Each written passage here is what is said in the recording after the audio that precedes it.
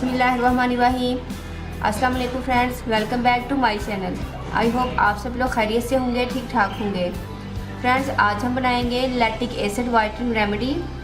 इसका नाम lactic acid इसलिए है क्योंकि मैं इसमें दो इंग्रेडिएंट यूज़ करने वाली हूँ और दोनों हैं लैक्टिक एसिड के।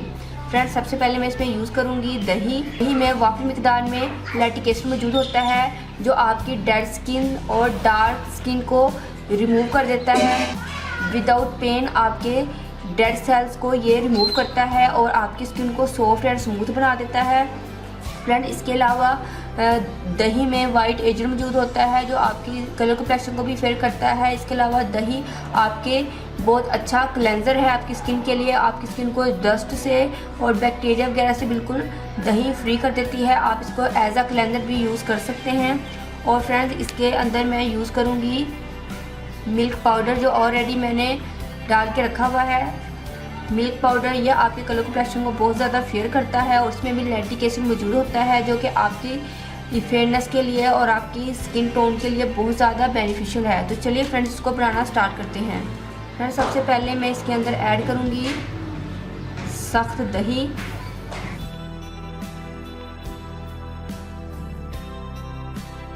मैंने 1 टेबलस्पून हीप मैंने इसके अंदर दही ऐड किया है। अब मैं इसके अंदर 1 टेबलस्पून मिल्क पाउडर ऐड करूंगी।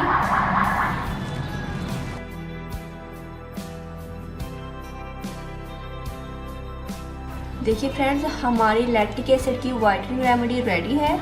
फ्रेंड्स, आप इसको बनाकर इजीली फ्रिज में 4 से 5 दिन के लिए स्टोर कर सकते हैं। आप जानते हैं कि जो दही है ये ख़राब नहीं होता।